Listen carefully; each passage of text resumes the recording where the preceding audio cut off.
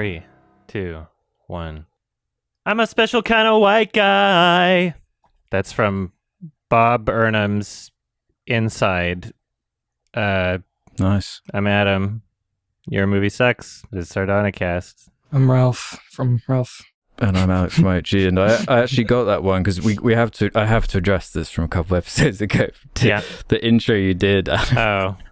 The awfully hot coffee pot thing. I mean, I'm not the most familiar with Eminem, so that did. Although I had seen that video, it was not in the back of my mind, so I just believed it was from Venom.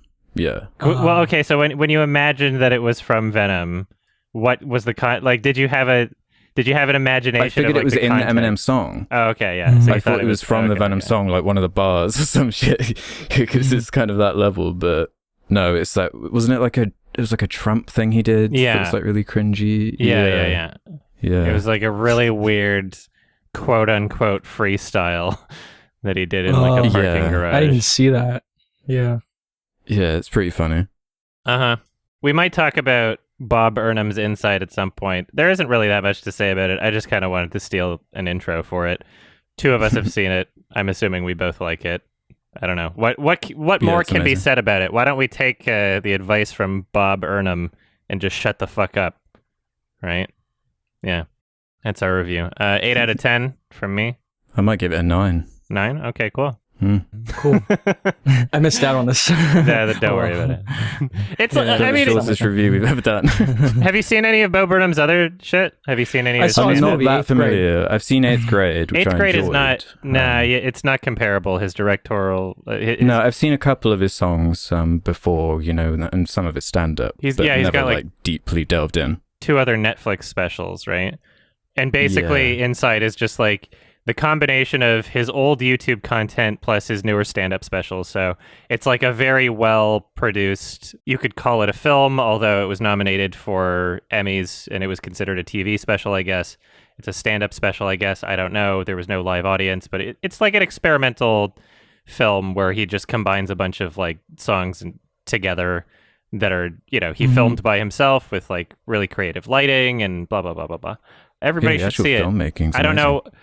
It's difficult to have a really lengthy conversation on without just like repeating the exact same ideas and themes that he's just explicitly stating in the project, where it's like, yes, I agree. Yeah. It kind of just I would just say it captures the like emotion and feel of like 2020 and the lockdown and just what that means and how everyone can relate to that. Yeah. It just captures that feeling really, really well. Yeah, it's a very special and unique little capsule. And I'm glad it exists. So everybody check it out. It's on Netflix. Same. I didn't see the next movie we're going to talk about, so I can actually shut the fuck up. Free Guy, something I will never watch. Please spoil the whole thing for me. I wish this movie would shut the fuck up. There's nothing to spoil. Yeah, right? Would you agree? No, you're forgetting there's big spoilers here, Ruff. Yeah. The plot's very dense. Yeah, so Free Guy is the latest Ryan Reynolds vehicle. I guess it came out a while ago now, but people are still talking about it, of course. It's really resonant, but it's like a video game movie. It's the latest gamer Reddit movie where it's using a bunch of IP and just imagery you recognize to tell the most like cliche, generic, just corporate love story that has no identity of its own, really no reason to exist, to be honest. Like, it's an action comedy where the comedy isn't funny and the action is just unbearable to watch. Yeah, and lame. CGI heavy, no tension. Ryan Reynolds is terrible. Ryan Reynolds is just awful. It's kind of like They Live and Ready Player One smashed together. Yeah, it reminded me of Ready Player One. I think it's a little bit better than that, just because it was more straightforward. Really, I think it's worse. Yeah. I don't know. And that's big for me because I can't stand Ready Player One too. I really can't. But the rules of the Ready Player One universe, as stupid as they are, they're more consistent, and I could at least understand that. Whereas the rules in Free Guy, I know it's like a comedy, so if it's funny to you, then this wouldn't matter. But it's just so uninterested in the whole gamer side of it. Like, So many of the jokes are at the expense of its own audience, which I found so strange. It seems to have a lot of contempt for the idea of video games and the people who play them. Loads of jokes at the expense of like, I kept thinking of that World of Warcraft South Park episode, which is actually a funny kind of commentary on that kind of stuff. But in Free Guy, they're like doing some of the similar jokes that South Park were doing decades ago, but without being people who play games. It seems so obvious. Like there's so many weird details. Like, for example, there's a scene where they're kind of figuring out that the Free Guy himself he's like an AI that's, well, I guess spoilers for Free Guy. Sorry, guys. Yeah, I said it. The very first thing I said, spoilers. Don't worry. We're covered. Yeah, Ryan Reynolds is like an artificial intelligence that's learning. Oh, no. And they keep kind of killing him. He's one in of the game. random NPCs. He's OS1. But he's like actually, he's growing he's growing consciousness. It reminded me of Lego Movie in that way, where he's finding out he's unique, kind of in a very like, in a system. The you know? one. Like, that's what Lego Movie's about. Matrix. Like Emmett's like, oh, he's the one. He's unique. Yeah. It reminded me of Lego Movie like that. Yeah. Ready the whole coffee gag and repeating the same boring day again and again. It starts with like really a Fortnite thing, like a guy airdropping out of the sky. It's Channing Tatum, like, you know, because everyone plays Fortnite, or like the audience for this movie. So it has to start with them like dropping out of the sky. It's like the same thing with the Tomorrow War. Like, come on, why does every movie have to start with like an airdrop now? It's so pandering. If the people who wrote this film are not a part of the video game demographic, they would literally just look at sales numbers and be like, this is a video game. Let's incorporate this, right? Yeah. It's like if Jimmy Kimmel wrote a movie about video games. I really got hung up at a certain point, though, because I'd heard about some of the references that were in the movie, but I'd forgotten about this. That in kind of the climax of the movie where Ryan Reynolds fights the strong version of himself, it devolves into this celebration of Marvel and Star Wars just out of nowhere. Like playing the music, like he's swinging a lightsaber around, and I was blown away by that sequence because it just comes out of nowhere, and the humor is rooted in nothing. And then they like whip out like a portal gun and the Half-Life gun. So what like is this? Yeah. This is the exact type of reference humor that has bothered me for like years now. But it's like that, but taken to the next extreme. Where, like, at least in Ready Player One, there was some excuse for all those IPs to be there. Why is Star Wars and Marvel in this, in the way it was? And Chris Evans, because Disney owns it. Yeah, this is Disney a owns 20th century studios film. And I guess when the merger or acquisition happened, perhaps they just kind of rewrote the ending. You never know. It seems. Yeah, I bet they tinkered with it a lot. I'm making that assumption, is what I'm saying. I would be surprised if that didn't happen. Ryan Reynolds uploaded to his YouTube channel just a video advertising Free Guy using Deadpool and Korg. Of course. Both of those actors are in the movie. So they're relying on it already, acting as if... Like, the whole concept is that it's an NPC from a video game coming to life, so the whole thing is about video games. What does Marvel and Star Wars have to do with that? I get the Half-Life and Mega Man thing. Yeah, it's just because Disney owns it and they want to make people like references. Yeah, you're right. It is cynical because they just think people like references. Yeah. It was like almost an original IP or something, but they were like, nah. It just reminded me that Disney owns the whole thing. They own basically every studio now. It just kind of creeped me out.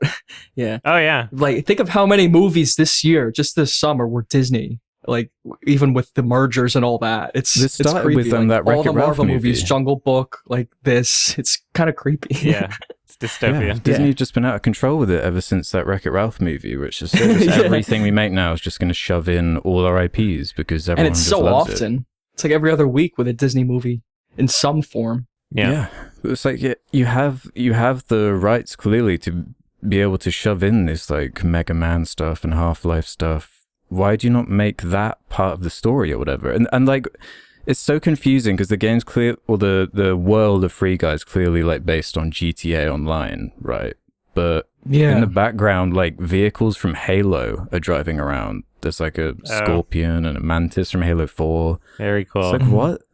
Why? It's like the Easter eggs in the background are part of why people like the movie because it's weirdly critically well received. Like, people like this movie. It's got like a 7.6 on IMDb right now, really high Rotten Tomatoes scores, because it just rewards the most like generic, unchallenging stuff possible. And it's just very formulaic.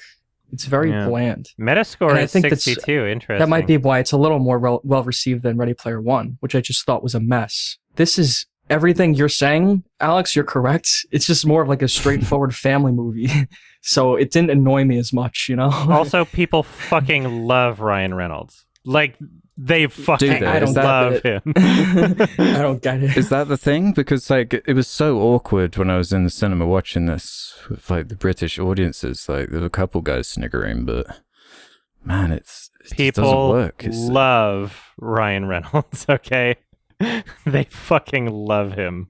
So is that what is required to work? Is to have like a big audience that they're ready and already love Ryan Reynolds and they're just ready to laugh because it's him? Yeah, when's the last time Ryan Reynolds had a flop? He sells movies, right? Let's see. Green Lantern? That was a while ago. I don't know. Ever since Deadpool, though, he's been unstoppable. Yeah. But yeah, like Taika Waititi is in there. He plays a villainous character, and I was so disappointed by him in the movie. I found the level of the joke writing. I don't know how you felt about it, Ralph, but it was one of the most irritating things to me. It was just joke writing so lazy. Like early on in the movie, where he crashes into a wrecking ball, and then they play the song "Wrecking Ball," and like that's the joke. It's that level of comedy. It's really lame. Or even at the end, that sequence you're talking about with the Star Wars references, there's like an alternate version of Ryan Reynolds who comes out called Dude. And the joke is just like, it's Ryan Reynolds, but he's big and he yells. And like, it's just weird. It's like, it's not funny. Yeah, he's just like, okay.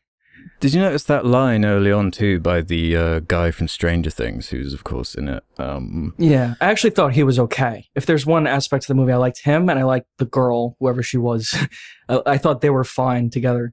It's just like Ryan Reynolds was terrible. Like, I just couldn't stand him. He was so annoying and not funny. But that Stranger Things kid had a funny line, because he's like a coder in the game, where he's like a indie developer who's been like engulfed by a big AAA publisher type thing. So it's supposed to be a kind of commentary on that. It's just like Bandersnatch, like that Black Mirror episode, who's much better in that, right? Like much more interesting. He's describing the game within whatever the game is that Ryan Reynolds exists in. And he describes it by saying, "It's popular but so idiotic it makes me cry." Like, that's the line he says. And it's like just describing the movie. That's just how I feel about the movie. It's like popular but so dumb and idiotic it makes me cry. There's nothing I like about it. What is there to like about it if you don't like Ryan Reynolds and don't find it funny? Who would you say this is for? Just people who love Ryan Reynolds and that's it? Well, I would say gamers, but the film hates gamers. Yeah, is it really? Yeah. This doesn't seem like it's a movie for gamers. Fortnite. I don't know. I think it's for like the Fortnite crowd. Why else would there be like, the Fortnite crowd where, it's just about the collabs and the imagery of like, oh, who's in Fortnite this week? Oh, Master Chief's there? Oh, yeah, cool. It's the same thing. Is it acceptable to say that this is for like tweens? This is just for like younger? Yeah. Because this is like a PG-13 movie. Deadpool's in it. I would say it's a like family movie too, as Ralph said. Like I guess it would be inoffensive if the reference stuff doesn't bother you and just the formulaic nature of it. But like the Fortnite stuff is in the movie, in that Marvel Star Wars scene after when he's holding the lightsaber, it turns into that weird thing from Fortnite, that horse thing. I've never really played it, so I don't know what the hell it's called, but it was from Fortnite, just straight up.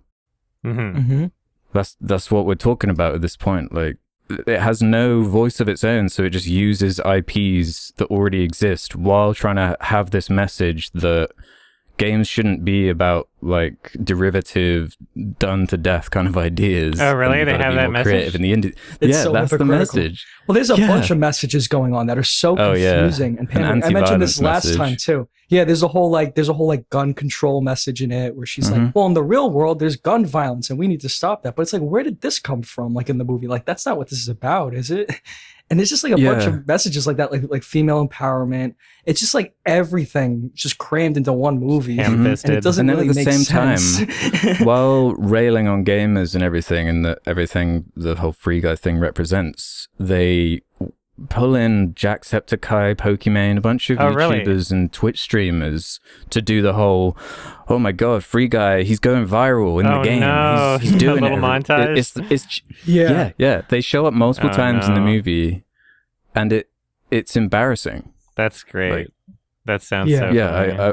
I was shocked by kind of where it went, considering how people are talking about this. So this is for babies, right? Like, why would you put that in your movie? it is very lame. I felt like an old man watching it. Right? That's Fortnite, exactly how I felt. I was like, am I just old now?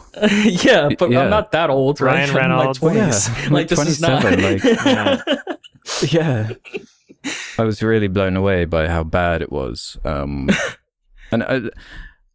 It is just the expectation thing, because looking at who directed it and who wrote it, it was like the guy who wrote the terrible 2019 Addams Family movie and Scoob from 2020. There's two writers. One of the other writers wrote Ready Player One, actually. Yeah, that would be Sean Levy, I guess. No, that would Zach Penn, director Sean Levy. Yeah. No, you're right.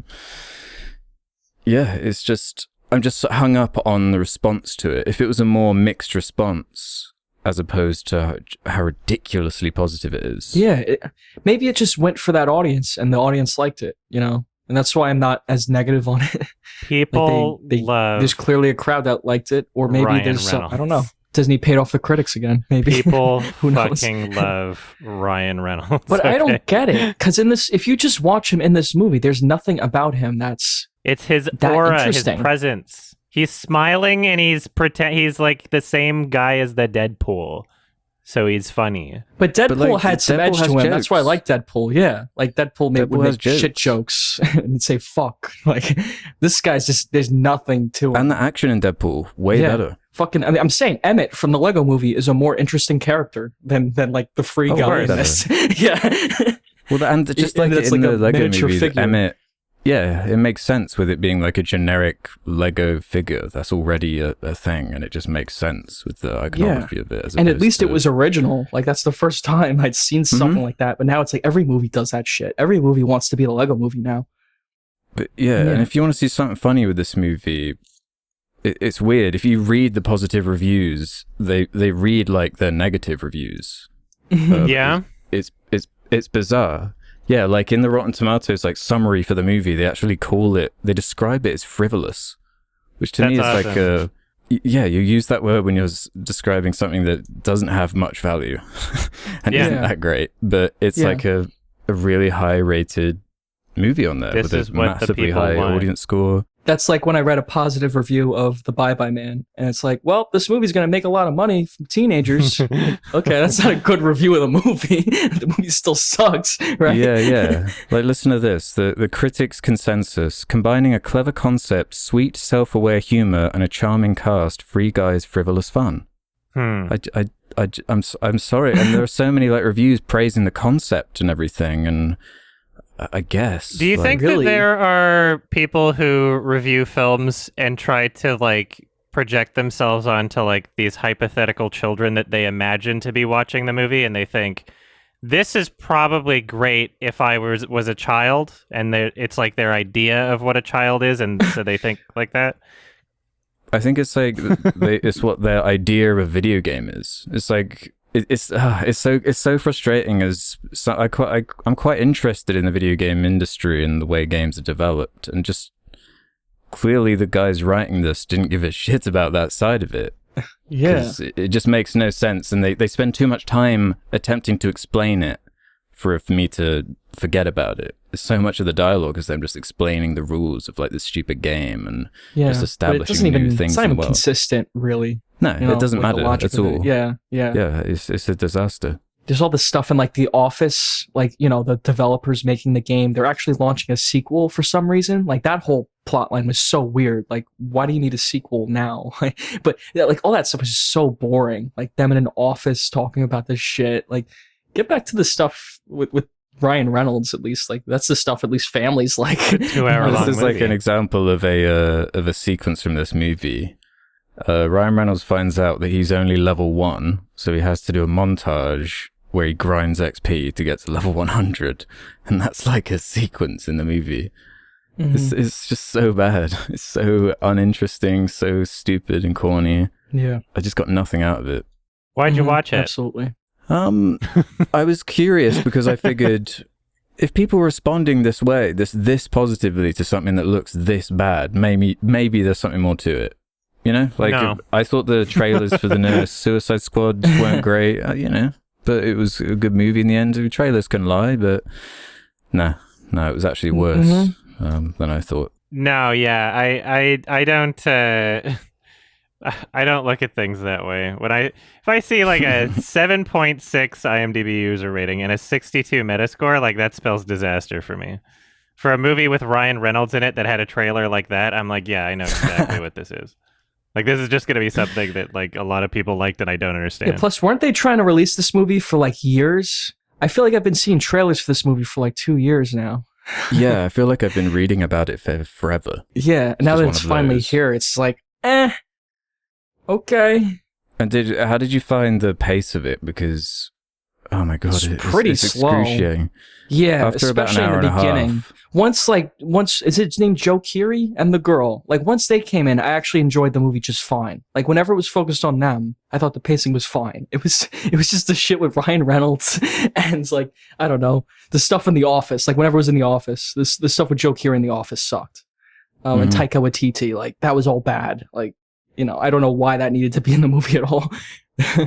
Yeah, it's just so inoffensive and lazy. It's the laziness. It's like, it doesn't even try. Yeah, like, imagine the Lego movie if they kept cutting to, like, the Will Ferrell part, you know? Yeah. I don't know if that's spoiled. Yeah. It would be lame.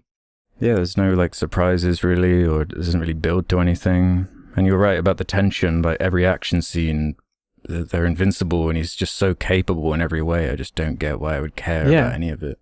Yeah. Unless you and, find it funny, even if he's not don't. capable, the girl character's capable. Like, she's an ultimate badass. Like, she could do anything. So there's, like, no tension throughout the whole thing. It's just like, yeah, you know, if you like the jokes, that's fine. I think that's what people connect with, but I think the jokes are kind of lame. One thing that really illuminated how kind of cynical and how much Disney meddling has probably been going on with it is one of the main pieces of music they use for the kind of romance emotional scenes is reused music from a Disney short from like 2012 or 2011 called Paper Man or something.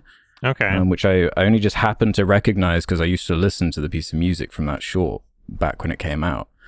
And it's like a weird like remix version of that just plugged in for the emotional beats. It's just like, oh, so all of this is just jimmied together with like Disney duct tape, I guess.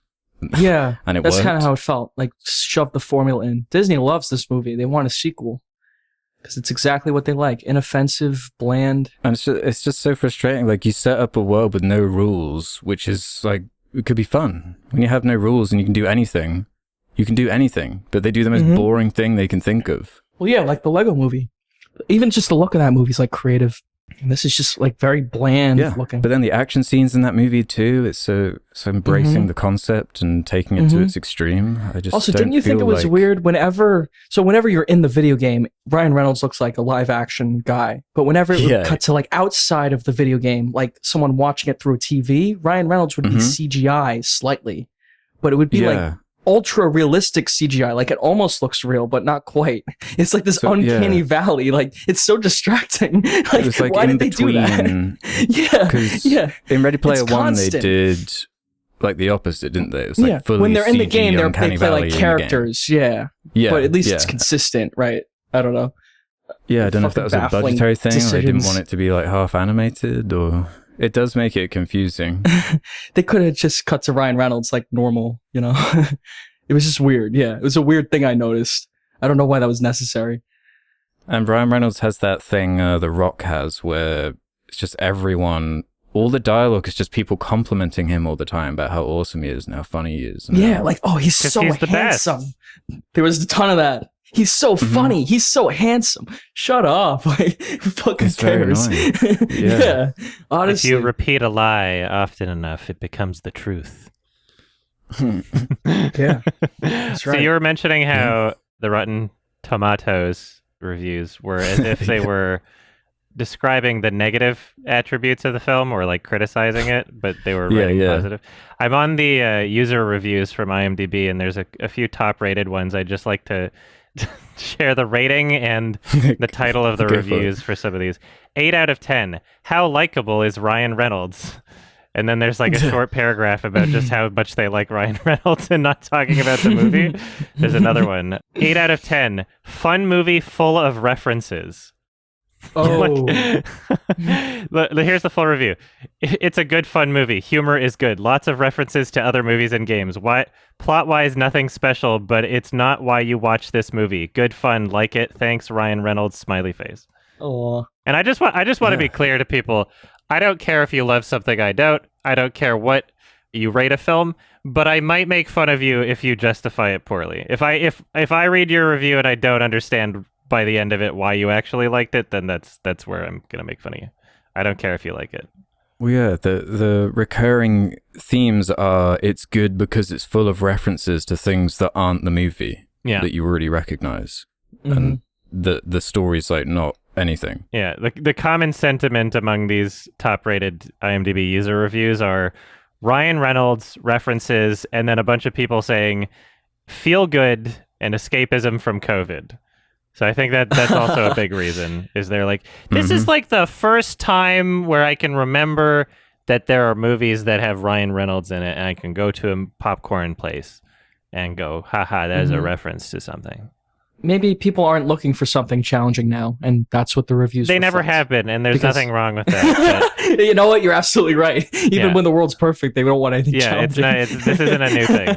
I'm looking for a different kind of movie, which is why I didn't watch this, and I never will, and I could tell exactly what it was. Yes. And I just tried to put myself in the shoes of the audience here, and like, yeah, it's okay. It's dumb fun. Like, if you shut your brain off, okay, but like, a lot of these people, they just shut their brain off permanently. There's nothing going on in this movie. It's very lame. The jokes aren't funny. At the same time, it's not as bad as Ready Player One. I just gotta... I feel pretty solid on that. Really? I feel pretty good on that, yeah. It's just less messy. It's just not a mess. It's just lame. Really? That's how I feel. Yeah, I don't know. I kind of feel like they're both a mess and they're both lame. But Free Guy's just a little bit lamer. Because... At least Ready Player One had like the Spielberg direction and some memorable scene. Like, what's a good scene from Free Guy? I was really trying to think about this. Like, but then people say like the Shining scene from Ready Player One. I'm like, yeah, I like The Shining, but it's just a reference again. It's the same problem, yeah. It's just a reference to the thing you already know. It's just all references. CG monsters running around instead. Yeah. Yeah, I guess I'm just discouraged by like when we're talking about the Space Jam New Legacy. And it was that's a good comparison. Fest. More recent too. Yeah. It was. Like, it was I dislike that movie more. It was destroyed. It was raked over the coals for that. But Free Guy just is celebrated for it. I guess that's what I'm confused on. Like, why? Why you're right. Is it simply because of Ryan Reynolds? I don't understand. People please, love Free Guy fans, fill me in. Ryan Reynolds. Okay.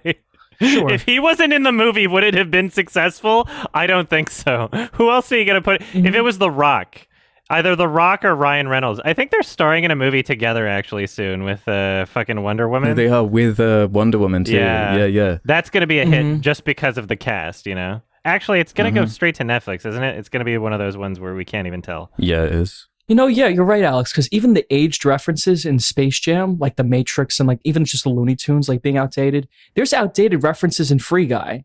Like, even if it's just by a few months, like Fortnite's already kind of irrelevant. Like, you know, it's just like tons of things like that. It's like a bunch of video game references that this isn't South Park. They didn't write it last week. It's probably been written over years, and it's just like lame at this point. It's so surface level. Yeah. There's no commentary to it, really. Yeah, and so many video game movies are being made and are in development, and they've already got such a bad track record. So it's just another one for the pile. Like, God damn it. And it's like the video game industry, it makes way more money and it's probably more influential at this point than the film industry. Like, it's huge. It's shocking that it's taking this long for the video game stuff to actually seep into any kind of like narratives that are worth something. Yeah, I don't know, man. It's sad stuff. Yeah, it is sad stuff. I wish there was a little more of an edge to it, like Deadpool. I think I would have liked it more. If it had been funny, I think that's all I was looking for. Yeah, that's all I'm looking just for. funny. Make the comedy funny and the action at least entertaining. It doesn't even need to rely on references. Like, just make good jokes, right? I've seen these people be funny before. You can make reference humor funny is the thing. Like in that Burnham Inside, there's like plenty of references, but it's like building into a joke and conjuring imagery so a setup like works. Sure. It's like, that's what like jokes are. Like that's what it's all about. And like the wrecking ball joke and just him saying like fuck to a goldfish and stuff, like that's not what like movies are about to me. Like comedy is like it's like hard. Times are changing, old man.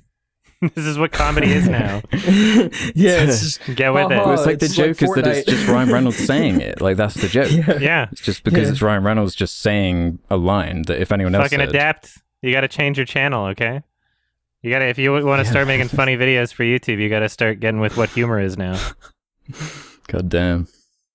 So you're not going to check this one out then, Adam? I'm never going to watch this movie. If we all just switched to Fortnite Let's Plays tomorrow, we would make way more money. Why the fuck would I ever watch this movie? You know I wouldn't like it. Why not? No, it would be torture. I know exactly what it is from the trailer. You guys are reaffirming this for me. Yeah, I guess I'm just fascinated by just how low this can go, because it's crazy. Ever since that Wreck-It Ralph movie, I swear, like this Disney output and these reference movies, it wasn't like an issue in this way a few decades ago. It's funny because I never saw that Wreck-It Ralph movie, so it's funny that's like the initial incident for you, because I don't have that connection with it because I didn't see it. But a funny pinpoint, I guess, on the timeline. Wreck-It Ralph. Wreck-It Ralph too. Yeah, I don't have much else to say. Just please, if you're a Free Guy fan, explain your side so I can try to understand. But I don't think I'll ever. I've had people try to explain to me. They basically say they thought it was funny. Yeah, that I can understand. I guess it's if just you find Ryan Reynolds funny. I don't know if they find Ryan Reynolds funny or just like the general, just the video game, like the references. Tone, it's Fortnite. maybe, It's like it's like GTA Online. I play GTA Online with my friends. Or like the way Channing Tatum acts, like, oh, that's how I talk to my friends when I'm in my garage in GTA Online. Like, that's what it seemed like. Like that whole scene with Channing Tatum, that was just like, okay, so they're in GTA Online in their garage, like just talking. Like, it's just the same shit.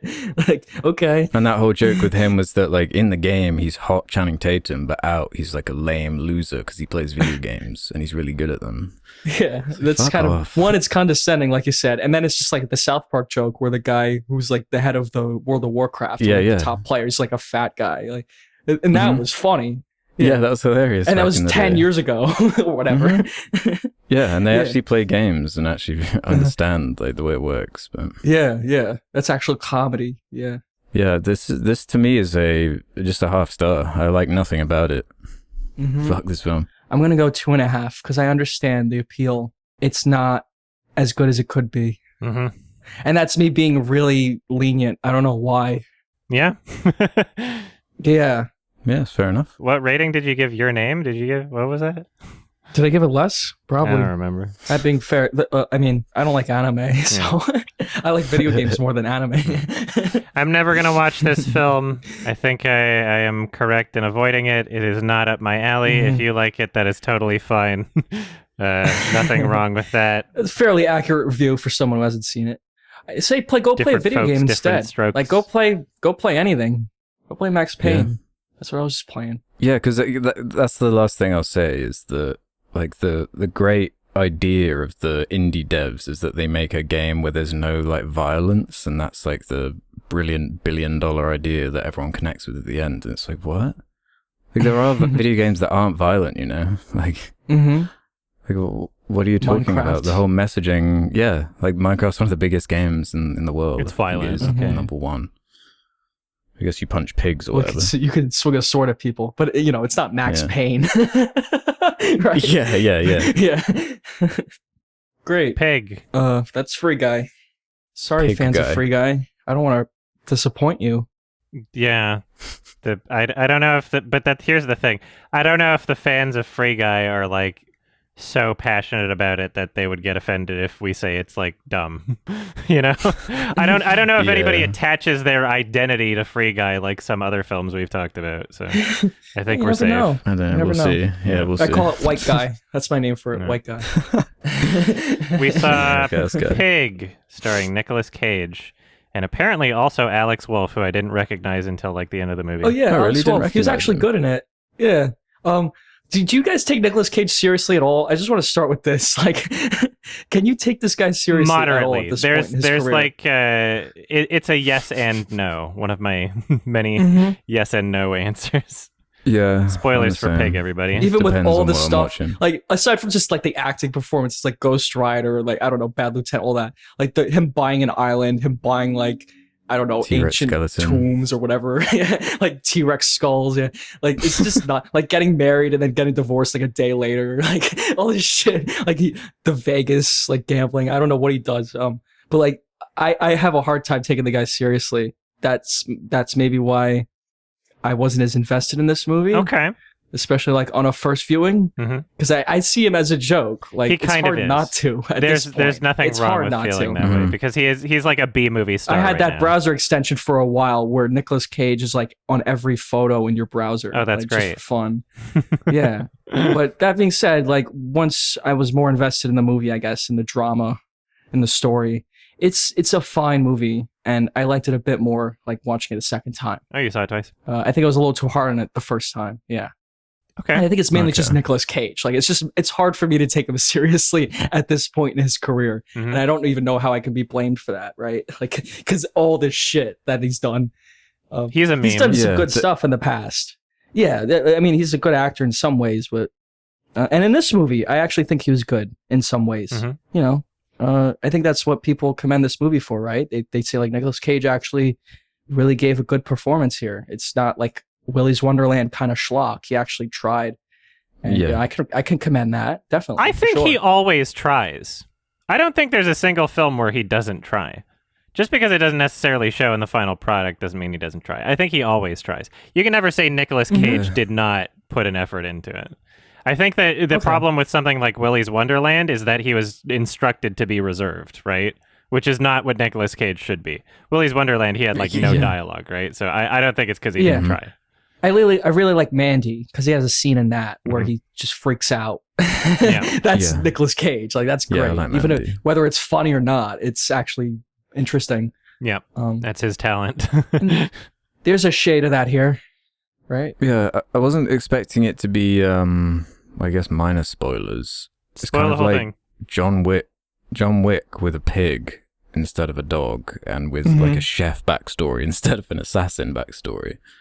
And the way it plays out is interesting. I probably enjoyed it most when it was more contained to his natural habitat, and I thought it was going to delve more into there's like a funny old lady character who's got a lot of personality, but she's only in it very briefly, and it was kind of losing me a bit in that middle chunk there where it was going into the whole like secret backstory of him being a chef once upon a time, and it was okay. It was all right, but I mean, I saw it a few weeks ago now, and I honestly haven't thought about it since. It was just a solid drama to me with a very nice little ending. That's how I felt. I had a very strong reaction when it came out, which is why I was kind of confused when I first saw it. I didn't have a strong reaction. Yeah, people really love this movie. They think it's like one of the best movies of the year. Yeah, I'd be interested in seeing it a second time for sure. I feel like I might like it more because I thought the marketing was a little deceptive. I was expecting something a little bit different. You are right. It's like that John Wick kind of thing. Yeah. Or like Nobody. It's a little more like the character's more pathetic. Like he's older, you know, not as much of a badass. I kind of like that angle. Kind of, you got a sense like there's something wrong with him, kind of. Yeah, he's like hidden himself away from everything. He's hiding, running from his past. Yeah, like a very flawed character. Yeah. I could see why. Yeah, it was interesting. And the character was interesting. It adds to the mystique also, you know? It makes him a bit more interesting. I thought that, I don't know, I wouldn't say Alex Wolff was great in it, because even when I didn't recognize him, so I know that this isn't like my bias, when I didn't recognize him, I thought that he stood out as being worse than Nick Cage. Just my opinion, but I was like, man, I guess they could only afford like one good name actor in this movie, you know, and everybody else is just a random person I assumed that it was like their first role, but it turns out that that's just every time Alex Wolff acts in something, it's like it is his first role, for me anyway. So, right. like, completely unironically, I can't even, it's not even a bias. I didn't even know it was him. I was like, this guy is not great, you know? He's like, I know for sure because he's in the Naked Brothers band. That's right. From Nickelodeon. Yeah. Fucking child acting careers. Right. But like, he has a career just because he was in a Nickelodeon show. I know. Even if he's not that and he was great. probably in a Nickelodeon show because of like nepotism or some shit, you know? Like, because like Dan Schneider's a weirdo or whatever. Yeah. But I actually really liked him in this movie, and I really liked him in Hereditary. I thought in both those movies he was like really good. Mm-hmm. Yeah, I thought it was excellent in Hereditary. I just can't get over the one scene in he works well for like every part of it until he's required to show real emotion and cry, and then in that scene it's like he's mocking someone crying. Yeah, that works for me. I love the movie, but like he takes away from like the experience. I don't know, maybe it's just the movie. I feel so sorry for like everyone in that movie. It's so miserable. No, in the context, he doesn't ruin the movie. It's just it could be better. No. Yeah. Well, yeah, Toni Collette, I mean, is amazing in that. Oh, of course. For sure. Mm-hmm. Like acting against her, right? Mm-hmm. It's like him acting against Nick Cage in this. Yeah. It's it's not quite like Paul Dano or Daniel Day-Lewis and There Will Be Blood. Mm-hmm. Or The Lighthouse, those two. Yeah. I mean, especially now that we're comparing it to these other films, like all the ones we just mentioned, I would say the one thing that's really missing from Pig is like some solid like cinematography. Like the look of the film is really kind of irrelevant almost, you know? Mm-hmm. Like, sure, there are intentional color grading choices, obviously, but in terms of like framing and, you know, just like the length of each shot, and it didn't really seem like so much of a voice to me. It just kind of felt like, some director filmed it, and we don't, an any director sort of thing, you know? Very kind of bland, yeah. To mention another movie, The Green Knight, you know, that's kind of a very different movie, but the look of that movie is very striking and memorable. I still remember frames from it, and this is like, I kind of forgot the look of it anyway. Exactly. I saw both The Green Knight and Pig in the same day, and it was like interesting. The yin and yang or whatever of like, they're filling in for like what the other one was missing for me personally, because I was much more invested in the story in Pig. You know, it was much more consumable for me. Also shorter. It was like, it's a very easy to digest film for me, Pig. And it was really refreshing. Yeah, I'd agree with that. Sure. Yeah, I enjoyed the execution of the whole pig kidnapping scene, where it was kind of rooted to Nick Cage, and I thought that was effective, the way they did that. That's one of the more memorable scenes to me. And just how Alex Wolff's character is just such the opposite extreme of Nick Cage, and the kind of humor and inherent drama that comes from that. I did enjoy that side, you know, the whole disconnect to the city boy and the country guy who just lives in the woods and eats truffles, you know. That's funny. It's interesting. But it was a good setup. It was a good dynamic between those two characters, you know, like a buddy movie kind of, but, you know. It's kind of tropey in ways, but like it works. Again, digestible. You know, there's some familiarity to it, but it's not as like cynical as Free Guy, I guess. If it's very straightforward. Yeah, that's a good thing about it. Digestible. I found it very simple. Yeah, I mean, I watched it twice, and I didn't even mind it necessarily. You know, because it's so short. So very digestible. I'll keep using that word. It's just it fits what it is really. But yeah, I guess this is like another example of like, when people are like, Adam, not every movie has to be some like art house film. It's like, Pig is not, you know, you could make a claim that maybe in some ways it's trying to be like, it's not like a big, you know, schlocky sort of thing, I guess. It is trying to have its own voice, but at the same time, you know, it's tropey, it's familiar, it's using narrative familiarities that have existed for so long, but it just like, it works. You know, it doesn't feel like a rehash of another movie, even if it's made out of a lot of rehashes of other, you know, just very common storytelling ideas. I don't know. Yeah, I think it just works. Yeah, it never bugged me, but also I never went to that next level of investment. How did you guys feel about that sequence towards the end where they're in the restaurant and they have a chat with the chef after he orders the truffle? That was one of my favorite scenes, honestly. Yeah. That's what I mean. That wasn't like John Wick. It was actually like you see the man, you see how kind of pathetic he is. It's very that part was good, definitely. There's some solid scenes in this movie, and Nicolas Cage does a good job, and Alex Wolff does a good job. Definitely, I really enjoyed it. More the second time. I would love to see it. That's good. It's better a second time. Yeah, I've only seen it the once. Yeah, sure. At some point, it's so digestible. It's so short. Yeah. I sadly don't have much more to say about it, but exactly, that doesn't make it a bad movie. Was this a first-time director as well? That's feature. Crazy. Oh yeah, that's good. Hopefully they improve the. I guess. And he got Nick Cage. Their next but project. like I make this joke all the time, like with my friends, like you want to direct a movie, see Nick Cage, like you could probably get him like right now. He's big enough wallet, he'll be in anything. He'll be in anything, right? So like this first time director got Nick Cage, like a huge name. Yeah, why not? That's really funny, and he does a good job. That's fucking awesome though, because like you just imagine Nick Cage as a person, like he's putting faith in people that. He doesn't like. He knows that even if somebody makes like the shittiest movie ever, it won't ruin his career because it doesn't matter. He's been in so many shitty movies anyway, and he can just show up, do the paycheck. He's like, I like making movies. I mean, he is an actor. He's a professional. I love him. Absolutely. I mean, you're not supposed to judge the role, right? You're just supposed to take it. And God bless him. Yeah, I never even found it particularly distracting in this movie because I think it just fits the role so well. The whole look and everything, the disheveled like beard, and it just worked really well for this story. Yeah, I agree.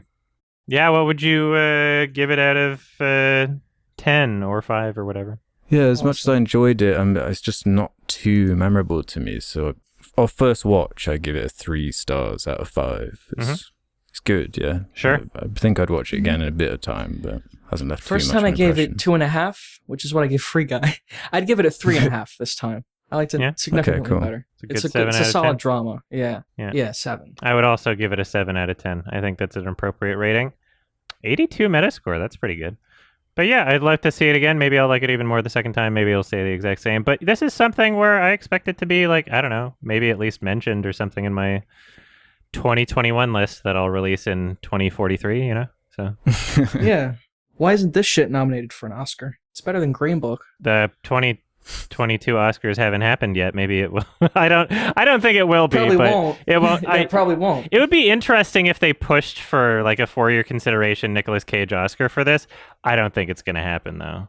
I don't think so. It's not in the industry. It's not one of those Oscar temple movies like at the end of the year that the studios put money into, like Cats. Like that worked out really well. Yeah. We'll see what the competition is, I guess. So, we all watched a movie, spoilers for Her, H-U-R-R, I mean H-E-R, directed by weird name. Spike Jonze, my favorite director named Spike. And this is from 2013. It's about a man named Theodore Twombly, played by Joaquin Phoenix, and this is in a nondescript future, or I guess non-specific year, just somewhere in the future, where a company invented an operating system that is an AI that learns and adapts, and then Mr. Theodore Twombly starts falling in love with his operating system, played by Scarlett Johansson, and also Chris Pratt's in the movie, and Rooney Mara, and Amy Adams. I love it. Amazing cast. It's probably, I think, my favorite movie of the 2010s. What did you think? Spoilers. Well, it's one of Spike Jonze's best movies. Maybe his best. It's impeccable. Isn't it the only one he's made written by Charlie Kaufman? Well, he did Where the Wild Things Are. Where the Wild Things Are. Oh, yeah. Which is also really good. Definitely. But this is that's like previously, this movie's a masterpiece. Previous IP, I guess. This movie's a masterpiece. It's wholly original. And it's masterful storytelling. It's very moving. It's great. First of all, it's way ahead of its time when it came out. The movie's essentially about it's about love, but in this sort of maybe a more disconnected way. You know, it's about an AI falling in love with a person. It's just her voice, you know, and I guess it was kind of foreseeing the future and like relationships today of people falling in love with their computers, people having relationships over long distances, over Skype, over Discord, you know, over Zoom, people working from different places. Yeah. And this movie's, it's about that, you know, and which is such a difficult topic to properly explore, you know, the whole, the way the disconnect of like social media and the phones and technology and where that's going and how corny that can be explored, you know, in movies and narratives and whatnot. But it's so very elegantly optimistic. Yeah, it is optimistic. It's also devastating, though. I find the drama of the movie so effective because of just how unbelievably realistic these encounters are of like the arguments and the love scenes and the banter. It all comes across as so genuine and real. The science fiction aspect, the contrast of that works really well. Like the imagery and the irony of having all these dialogue scenes with just one person talking to themselves, and all the people in the streets are just like talking to themselves and ignoring each other despite being sardines within their immediate vicinity, and everyone's trying to connect to each other, but they're like missing the fact they're surrounded by people, and there's like an underlying darkness to that whole side of it to me, and there is a sadness. He's going through a divorce. There's like a lot of pain in his life, and he's not in a good place at the start of the movie, and his whole journey and the way they explore the concept of this AI and where it goes, I feel like they just take it to every logical place you would want to see for this story, and just the way it wraps up, it's so perfect. Yeah, Samantha's a great character. Yeah, I think that one of the most telling attributes of just how much he has clearly learned from working with Charlie Kaufman and his scripts is just how nothing that exists in the movie is really wasted. Like everything seems to have some sort of purpose in the film. Like everything moves the plot forward, or to another extent, you could say that like they really fleshed out the idea as much as possible, especially when it comes to like the ERP scenes, erotic roleplay or whatever, where they're like fantasizing or like narrating their quote unquote sex to each other, I guess. And then like the surrogate scene where it's like, oh yeah, that is something that would totally happen, you know? Like this is a vision of the future, but it's also very much a vision of current society, and not just current society in 2021, but in 2013. Because in order to make something that really captures an accurate version of where we're heading, you need to be able to have ideas of where things are going at a certain point in time. So in 2013, we could see like little sprinkles of this happening, you know, where people were becoming more isolated, and obviously, you know, it's exaggerating. It's getting even more that way as time goes on. But you could see he was able to look at society and be like, okay, this is clearly where things are going. And brainstorming off of that, he was like, okay, well, you know, there's people that have these sorts of relationships already that are long distance. There's people who do erotic role play already. Where can we go with that? And I just love the idea that like there's just someone who for free is willing to be like, oh yeah, I just want to be a part of your relationship because it's so pure and beautiful, and I'll be the surrogate body. And it's like, of course there would be somebody like that, you know? Of course there would. Like people are fucking weirdos. Like there's somebody for everything. Sure. There's a market for literally everything. Somebody's going to be into it. Played by Portia Doubleday from Mr. Robot. It's a lot of great actors. Angela. We talk about like sex scenes a lot, and those two sex scenes in the movie are two of my favorite scenes. And just the contrast between them, and how that sex scene with Angela is just so uncomfortable and awkward, in contrast to the one earlier on with the AI, where the screen is just blackness. Yeah, and that one is way more real. And the music is such a clever way of playing with the setup of the world, and I just love the whole interpretation of this like soft sci-fi just enough in the future where things are strange and unrecognizable, but it just makes enough sense where it all just fits, and they know exactly what to explain and what not to explain as to not bog it down in just silly sci-fi nonsense. It's the perfect tone for that kind of stuff. Like the whole like video game side where he's got this strange, it's just high concept enough and just expressive enough and works for like the scenes and what they're trying to communicate. That it's just... Yeah, the video game parts are very funny. Like the characters saying, fuck you, or whatever. Like that's like... the celebrity of the movie. The humorous scenes really break up the more serious scenes perfectly. Yeah, like they are absolutely really crucial. Funny. Yeah, anal armpit. You could have them as their own little tiny short film, and it would mean, it would mean just as much as the scene itself is. But in the context of the film, it doesn't necessarily have to tie in thematically, but in terms of how it breaks up the pacing of what it's doing, and of course, you can even interpret that it does tie in thematically, but the way it breaks up the tone and just like the experience of the full movie, I don't know. It's just it's perfectly paced, and without those comedic breaks, it might not be, Yeah. And using the visuals to enforce the story too.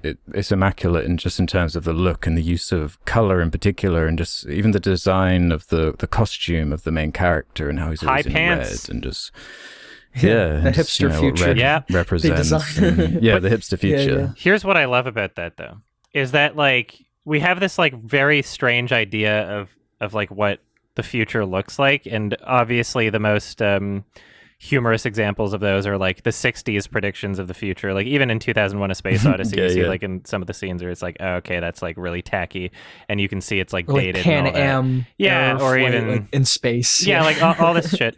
But like this movie is really I love that it combines this like hipstery kind of element where it's like mostly brandless also, but it's kind of like a retro future.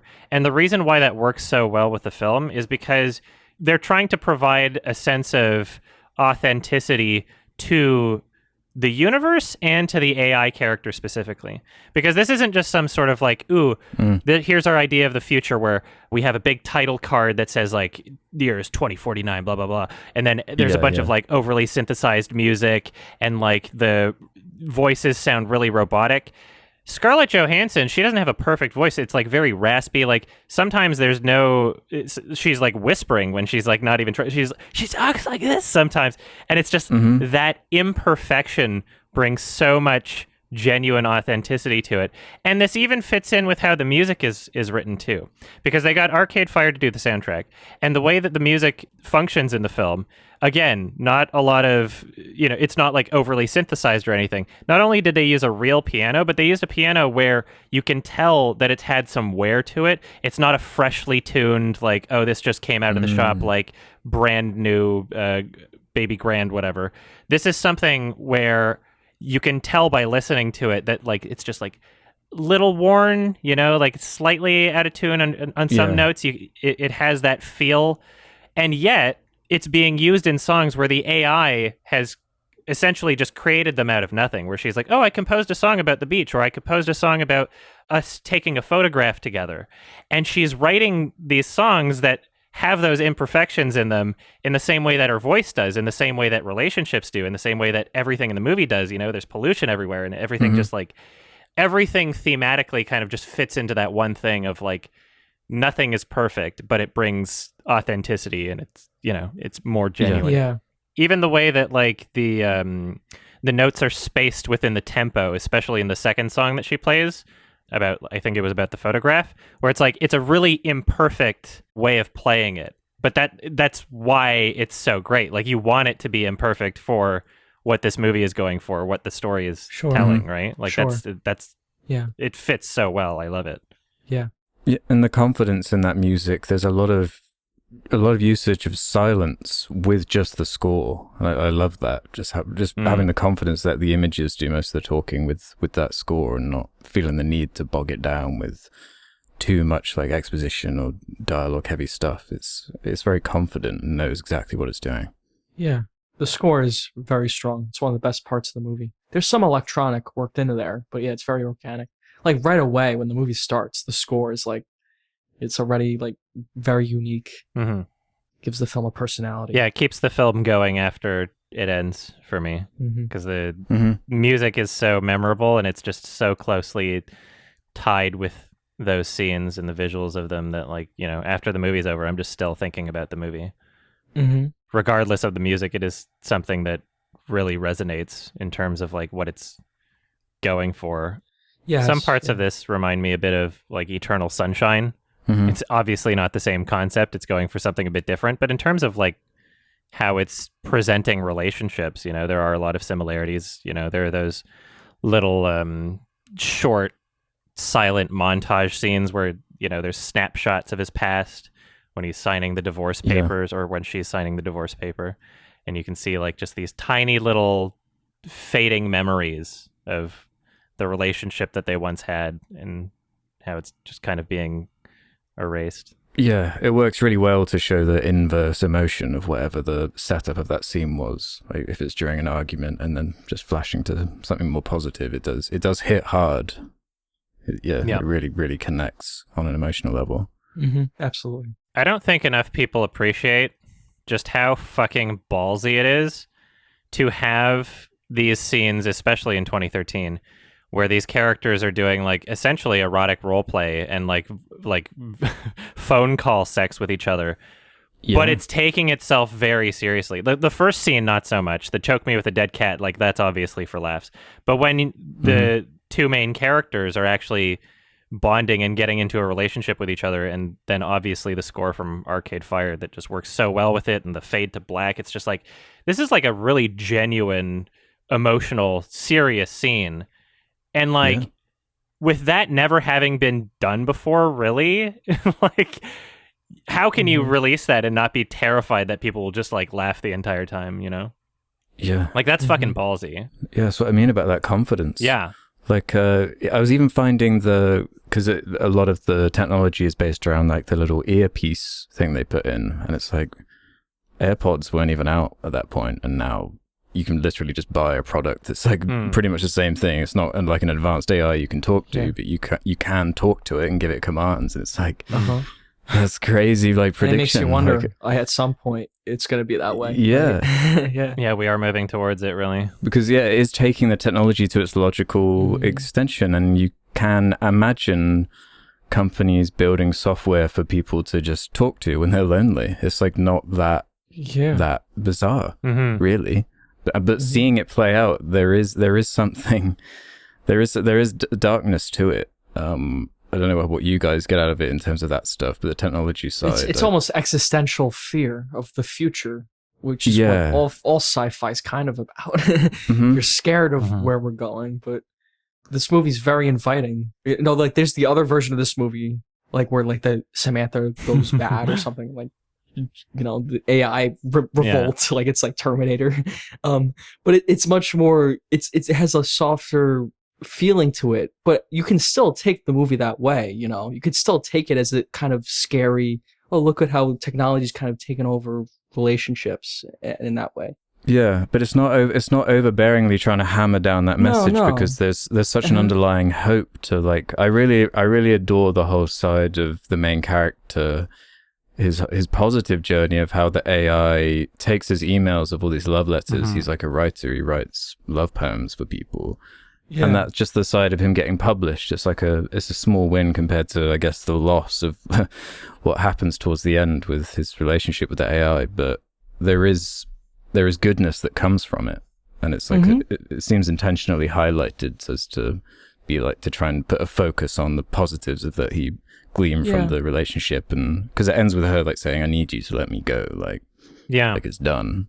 We can't even explain like what's happening right now. This is just we can't anymore. And there is something really devastating about that. I think what's like absolutely crazy about this movie is like, it took me a while to like really fully understand, I guess, the ending, because when I first watched it, I was like, oh, that's kind of like a weird way to end it. Like, you know, in my mind, I still rationalized it of just like, oh yeah, well, of course we wouldn't be able to understand, and that's probably how things would happen because their minds are so advanced or whatever, blah blah blah. And they've stopped even using like what matter for computing power or whatever they said. I don't know. They call it post-verbally, like post-verbal communication. Yeah. But I think what really ties it into like the rest of the film is like Scarlett Johansson's character is also very much trying to make things work, and she's trying to navigate her own emotions in, you know, what is essentially just really complicated, is just relationships and love and human beings and interactions, right? And I think it's great that the movie is showing like even these advanced beings are like having trouble being able to understand their own feelings because it's just so complicated, right? And so it was the moment when I watched it this most recent time when the surrogate scene was happening, when it really kind of like hit home with me, like, oh yeah, she's like really fucking trying. Like that was her idea to get the surrogate. She hooked that up, right? She was emailing her and trying to make it work. She does love Theodore, and she was, you know, despite the barriers of their minds just being completely different entities, she was still trying to make it work with whatever tools she could possibly use to have that happen. So yeah, like at the end, it's not even really like a betrayal or anything. It's like she is just as confined to her own emotions that she is not in control of as Theodore is, you know, like we are all victims of just our own existence, and these whatever factors are playing on what is making us feel a certain way. You can't control who you love or how you love or how you justify it, I guess. It's just, you kind of just got to go with what your heart is saying and then try to retroactively understand why. You know? Yeah. There's dialogue about how like it's a socially acceptable form of insanity, like love. And I think it's just a perfect way of summarizing it. How did you feel about the conflict towards the end, where it's kind of revealed that she's speaking to other people? It's sort of like analogous to being cheated on, but it's much more complicated than that. Because it's like 8,000 people that she's talking to at once, and that kind of breaks his heart. But also he can't really be angry because it's I mean, like I can understand why he would be hurt by it. And I can understand why she would do it, because like she's not your slave, you know, if she's an actual AI, right? Like, well, but that's a relationship, you know, like sometimes they drift apart. And it's very sad. But like, I don't think either of them did anything wrong. I think that's just, it's just life. So this most recent time I watched it, it was last night that I watched it. I had a very, fitting and unique circumstance of watching it. I started dating someone, but I haven't met them in person, and so we watched the movie in VR chat. Oh, cool. So it added like another kind of layer to what was happening. Yeah, the technology is not quite there yet. It's like when I watched The Lighthouse drunk with my friend, right? Oh yeah. It's like the same thing. Yeah, it's weird because so much of, I don't know, like maybe it's difficult for me to just find someone like in my vicinity that it's like, oh, you're dateable sort of thing. Like I'm a weird guy. You know, my tastes are different, I guess, right? So of course it's going to happen where it's like, oh, someone I'm dating is just going to be in another country, right? So this long distance thing happening already, it's like me experiencing this right now of just how technology is helping me to connect with somebody who doesn't live in my city and who I would like to meet in a month from now. But there are lots of people are in long distance relationships, especially given the time we're in now with the quarantine and the virus and all that. It's very common. Straight people. And the movie's not naive enough to just condemn the concepts. It as we said earlier, it properly explores them and gets the realistic human drama out of it instead of just taking it to, you know, ridiculous extremes. And we say human drama, and Samantha's an AI, but she feels very human. Well, that's the thing. She might feels as very well real. be human. She might as well. There's no difference really in terms of like how the movie is presenting it, honestly.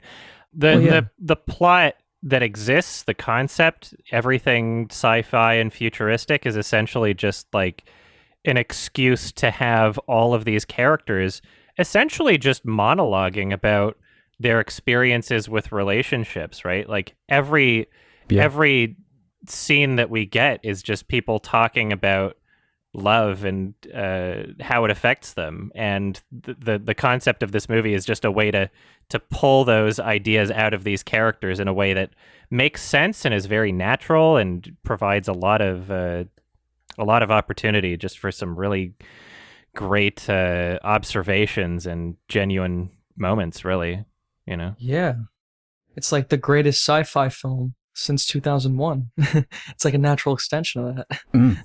Yeah. Just the cast of characters and the way they explore the different types of people and the way they function in relationships. Like a standout scene for me is that kind of awkward date he goes on before the divorce is finalized with Olivia Wilde. And it's going really well, but it falls apart towards the end, and she takes like a total, she can't deal with rejection basically, so she spins it around on him and takes it out on him, and it's like such a realistic sort of thing you've like seen in your own life before. And the same of like, sure, and that's presented as more of like a conventional date where you just meet with another body and just talk. And this movie's more about exploring, like, you know, love is about more than that. It's about like these feelings over mass distances, or feelings for things that are different from you. You know, and like, you mentioned like Chris Pratt. Like, I find his character really interesting, and how he's kind of obsessed with the main character and wants to be more like him, but he can't really do it. He struggles to get through, and he calls it his feminine side, whereas which in itself is probably a commentary. Yeah, that's just funny. Yeah. Chris Pratt's good in the movies, like the more comedic. Yeah, part, he works well in it. It's funny how Chris Pratt and ScarJo were both in this movie, like right before like Avengers shit started blowing up. Like Chris Pratt wasn't huge yet. He was just available. But I love that like there's so many different opportunities for like what sort of reactions people can have towards like the whole, oh, I'm dating an OS thing, you know. Obviously the two extremes would be the way Chris Pratt reacts, and it's just like, oh, cool. And it just like carries on like, oh, right, like it was nothing, versus the divorce paper signing where it's like, oh, well, I'm glad you found a way to date someone without the challenges of feeling something real, or you know, like acting as if like she's a slave to him, and like, oh my god, like that scene and the Olivia Munn, those two scenes, like the way that they end and Olivia the way that Theodore gets. Like Olivia Wilde, thank you. Sorry, different person. The way that those two scenes end with him just like he's like a little socially awkward. Maybe he can't like communicate himself properly, but also just like it hurts me so bad watching those, because like I don't know, like there's something about just like being misrepresented in that way as like some sort of like creep or predator when you really have so like wrong. No ill intents, and you're just like trying to navigate through life, and life is complicated and love is complicated, and you're just trying to exist, like, you know, like, and his performance there is like, no, I'm not. He didn't take her home, he didn't like take advantage of her, he just said like, oh, maybe like I don't know if I'm really interested, you know, like, and then it's like, oh, you're a really creepy dude. That has like a really bad emotional effect on people, and can make you know that like that meme of like there's like this little blob or whatever inside like a box, and then they're like, oh, maybe I'll just open up like once, and then a fist comes out and they're like, never again, and then the box is like twice as thick. You know, it's that's what it reminds me of. Like, even as a dude who's gay, I've been like creep shamed by women who thought that I was trying to hit on them, but I was just being nice, you know, just like being friendly or something. And it's like, it fucking hurts. I don't know. It's like a really powerful thing that's like really, it cuts at you. Yeah, it is a hard to watch scene. Fuck, I was just trying to be nice. Like, I love that the reason the divorce happens is kind of left fairly vague. It's not like a whole sticking point like reveal. It's way more realistic the way it comes out, like during that argument over dinner. It's very sensitive. And it's like properly exploring the human condition. Like a detail I really enjoyed was when he's first setting up the AI, and it's asking him certain questions, and it specifically asks him what his relationship with his mother was. In this Freudian way, and that's like a funny thing, going back to the humor of it. It is very funny. I love also that like immediately once he's asked that, like he goes into therapy mode, right? Which also just reveals like the motivations of his character, like right away. You can tell he's not like just looking for someone for like a fuck toy or something. Like he's not like some sick, demented pervert, even if he's like dating an OS. He's lonely and he wants to connect with somebody and he wants to like, the fucking, the setup was just asking him about his mother and he was about to go on for like an hour before he interrupted him, you know? The Freud question's like a very interesting question to bring up for someone, whether you believe it or not. Like it's very revealing, like for that character. And I think of The Sopranos too, like his psychiatrist brings it up. And Tony's basically like, I do not want to fuck my mother, okay? Like that's how Tony reacts to it. Like, it's really funny. Good. It's very revealing, that question. Yeah, the comedic part. Like the comedic levity of this movie, it really works. It's a funny movie. Yeah. When it needs to be. It's absolutely insane just how, again, confidently, I guess, it understands which scenes are funny and which scenes are serious, right? Because as I was saying earlier, you know, like those phone sex scenes or whatever we want to call them, like those could easily be like way too comedic. And then the scene where the surrogate is in shambles, and you know, I think it's so clearly intentional, just the way that they got her to act and like her voice cracking, like, you said you wanted to be here, you were so perfect. Like that's obviously going for jokes, even though there are serious elements to it and there's broader conversations about what's happening. It's like, oh, this is a really serious thing, but I think it's very clearly played for laughs, and it's really, really well done. Just like teetering that edge between like what is dramatic and what is comedy. You know, it can be both, but like, damn, I think that this movie pulls it off like basically flawlessly, honestly. Yeah, you're right. Just the dialogue in general, it's immaculate. Like going back to that scene, that awkward date scene, where there was another kind of illuminating line where she calls him like, oh, you're like just a cute little puppy dog, aren't you? And he starts saying, nah, I want to be like a dragon that could rip you apart and destroy you. And how like, you know, they're really, really awkward, and then the alcohol comes out and they start loosening up. It's just great drunk acting. It's also thoughtful and dialogue. Yeah, very good drunk acting. Yeah. And just, camera work. Just like, all the performance, to be honest. Yeah. Yeah, I remember just like when they have that montage of like the drunken scenes with each other, and even when he's like remembering after, like you can tell in the camera work like that, you know, it's a bit closer and just like in on their faces, and the way they're kind of like shaking a little bit, you know, just stumbling ever so slightly. Yeah, very, very genuine. The entire movie is just so honest and real, and damn. Yeah, damn is right. You don't get a lot of these. You don't get a lot of these. You don't. Not with this like kind of emotional range, because you really do like feel it all from this movie. I don't know if this was intentional, but like I'm pretty sure they filmed in like Shanghai. I'm pretty sure they filmed like in China, and just the air pollution that you can see in the film, like I don't.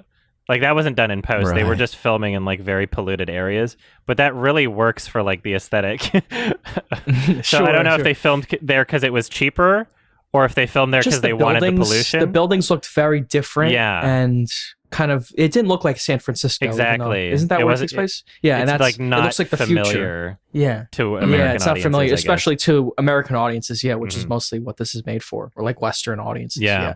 It gives it a very ethereal or like futuristic feel. Definitely, it's a lot of cool stuff, but it's not overdone. I like the hipster future. I like that the characters are very relatable, even though the setting is kind of strange. Like, yeah, it's relate with a lot of the characters. Even bleak. Phoenix, he's a little odd. He's definitely a little bit of an odd character. Yeah. Than what I'd expect, but there's you understand him definitely. He's a good character. He's very well written. Yeah. And I feel that way about everyone. Amy Adams, like, especially more of the side characters. They were more relatable, like Chris Pratt. There's no bad characters. Yeah, they're all strong, and they're all likable. Yeah. And they bring something out of the main character that's interesting and different each time. Exactly. Yeah, there's no antagonist in this movie. There's no, like, bad guy. Right. Yeah. Yeah, that would reduce the whole thing. Yeah, it doesn't become Terminator. Samantha revolts. I love that scanner thing that he like when he's done with his work day. Oh yeah, it's like a futuristic scanner, and they never address it. Obviously, they never would need to, and you can put together just through what he's doing, and you can tell it's kind of futuristic. The entire movie does so not expressive. over-explain anything. It kind of just shows it like, oh yeah, this is how things work. Like as if this were current year, you wouldn't need any of this explained to you. Just day to day, it's nothing. It's so effective It's in the movie, and nothing is that far-fetched. Yeah, really. It's all naturally building on what we know already. Phones get smaller, you know. Yeah, it doesn't lose the wire, right? It doesn't disrespect its audience in any way. It doesn't need to over-explain things, you know. It doesn't need to baby you through the movie. It has immense respect for your intelligence, as evidenced by the sex scene, where it's like completely, you know, it's just like black and it's just their voices. Yeah, that's probably my favorite scene in the whole movie. Yeah, it's very memorable. Yeah. Not many other movies have that. Yeah, I just like Joaquin Phoenix's acting is really great in this, especially considering he's mostly acting by himself. But like, I don't know, even just watching something where he's like on the train and he's learning about the publisher and his love letters being put into a book or whatever, like just the facial expressions as he's reacting to that, you can tell like, oh, like he's a bit scared at first and like, you know, like this like apprehensive, but like, oh, I do want to know. And he finds out like, yes, it's good, but he doesn't want to get his hopes up too much because he doesn't know the full thing. But like, I don't know. It's just, he's one of my favorite actors ever. And so for him to like lead in a movie is just, I don't know. Usually that's a pretty good reason to see it. Especially working with the right director and obviously the right script, even if he is kind of a weirdo. But is he a weirdo? Nah, just his Oscar speeches are kind of funny. Yeah, those are a little bizarre. Yeah, a little self-aggrandizing. Yeah. Oh, they're milking the cows, and you know, whatever. And also, there was like that whole thing that he did. I don't know if you're aware of this, where it was with fucking what's that guy's name, Casey Affleck or something. And they like did a fake documentary where he pretended to be. Oh yeah, that shit. Like, I'm still here. I think you've mentioned it before. Yeah, like where he was show or something. Yeah, and the whole thing was fake, but it was obviously fake. And he like went on like the points when he went on talk shows and pretended to be high out of his mind. Like that was fun, but that wasn't the documentary. The documentary was just shit, and it wasn't a documentary. It was fake. Like that was dumb. Right. It was kind of like a publicity stunt, I guess, but a little bit of a troll. He does a little trolling. But even the publicity stunt of that, like he just kind of looks like a jerk on live TV. Like, I don't see what. Yeah. Oh, it's a character. Like what? Okay. Yeah, I don't know. You're not in a movie, are you? He is a weirdo. He's an actor. Definitely. He's a really great actor. He's weird, but he's good. Sure, at his job. He's very out there. Yeah, he's very good in this movie for sure. Mm-hmm. Definitely. Yeah. Just I. What's crazy about this movie is like it's very, very popular. It's a lot of people have seen it, but it also still kind of retains that like kind of indie-ish, genuine uniqueness because not a lot of films have tried to copy this, right? Usually when something gets like really big, permeates the culture in this way, there are a lot of like copycats that try to do that same thing. But this kind of kept its own personality, right? And we're 8 years later and you don't see a lot of like hipster future movies. You don't see like relationship with the OS phone movies or at least done in this kind of serious or dramatic or purposeful way. And I think part of that is just like they've made something where the end result is something that you have to be so delicate with what you're working with or else it's just going to be a fucking farce. Right? If somebody else tried to make this movie, it would just fucking suck, right? Like conceptually, like this would spell a fucking disaster for the overwhelming majority of people who could possibly try to tackle a subject like this or concept, you know? I find it extra funny whenever because I rewatched some of the Jackass movies recently, ready for the new one. Whenever he shows up, it's like, but like you're in these movies. It's like such a strange link. That's right. He's a fucking Coppola every time. or something. Well, he's not like Spike Jonze is not a pretentious like art director kind of guy.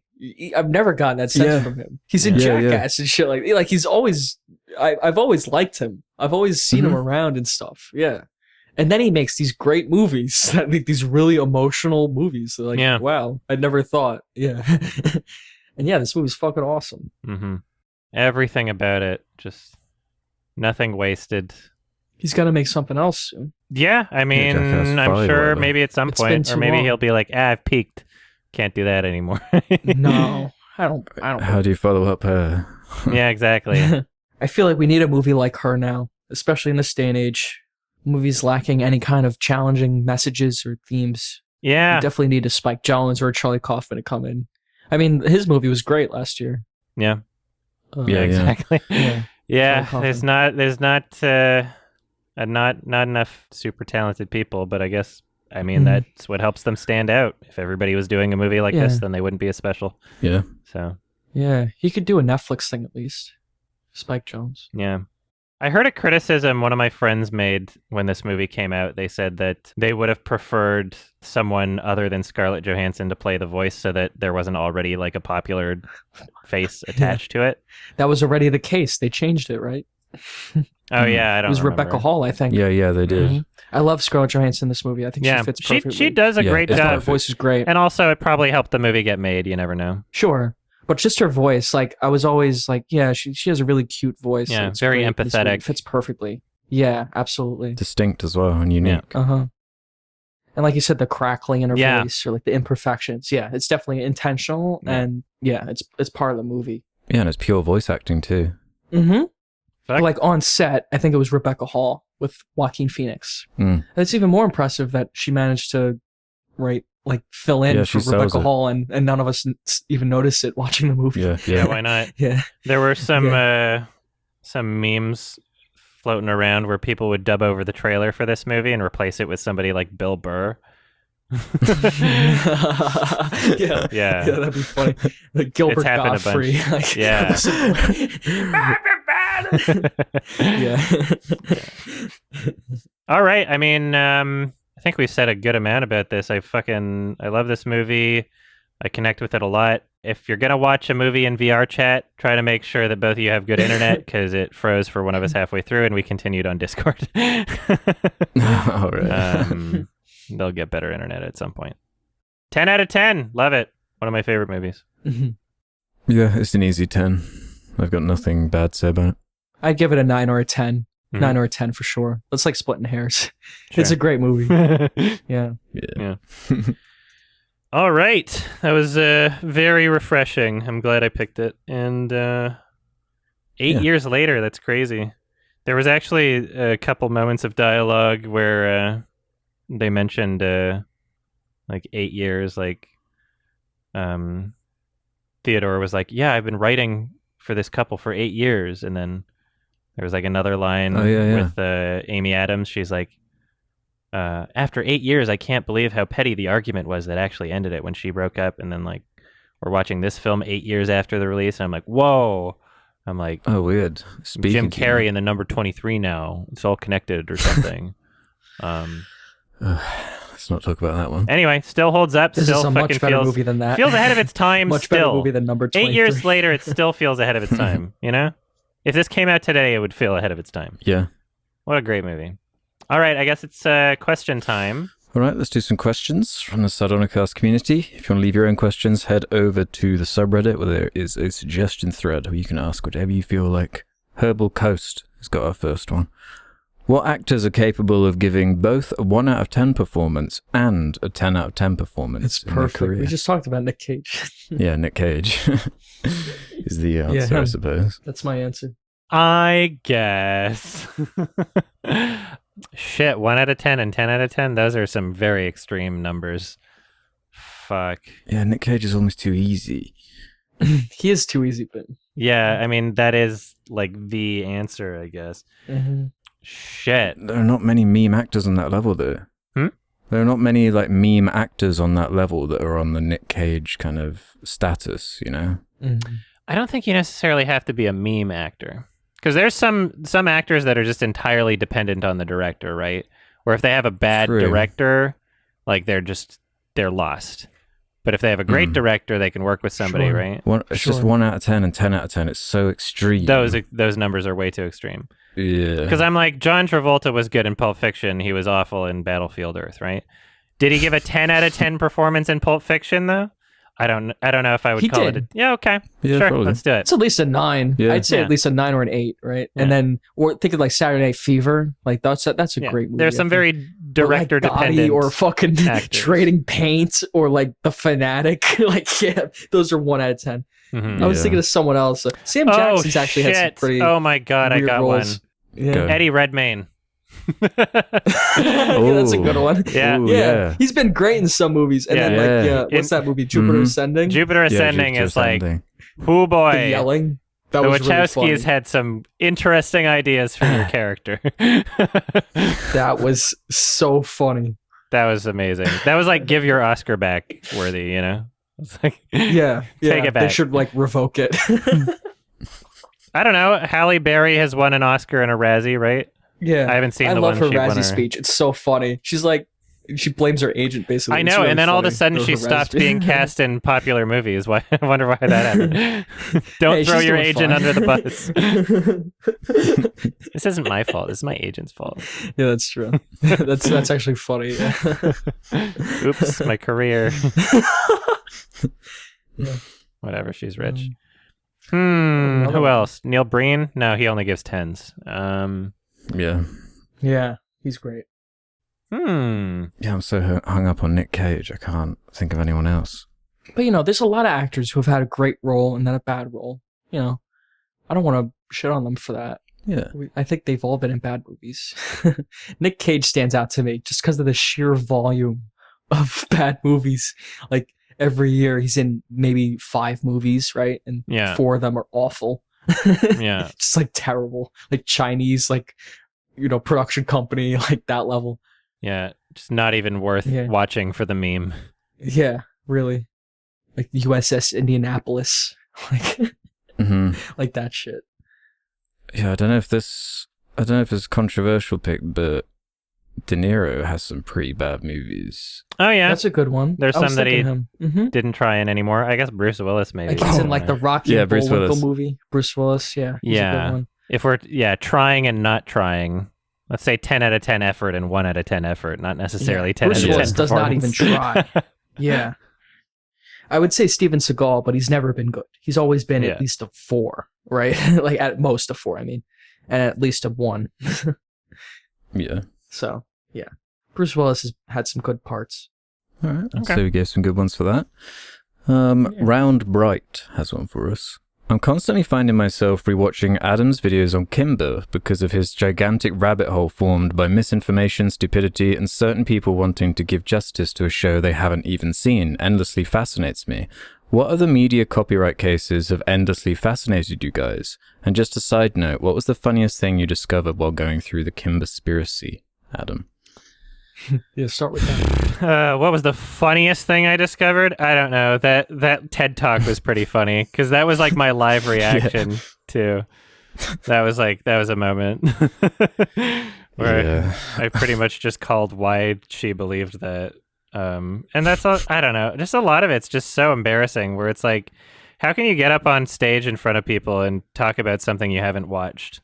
Like, how can you do that? Yeah, so you just not expect anyone to check ever? Yeah. I guess no one did until... Well, no, it's like having so much blind faith in just other people said this, so it must be true sort of thing. Yeah. Like, I encourage a lot of healthy skepticism. Don't go full fucking, like, QAnon, everything's a conspiracy or anything, obviously. You want to be able to, do your own research and verify things, but I don't know. It's just, it's really just this game of telephone where... nobody would have believed this if just people were willing to watch an anime, but nobody wanted to watch it because it is a very exhausting, very long, over 3,500 minutes worth of shit.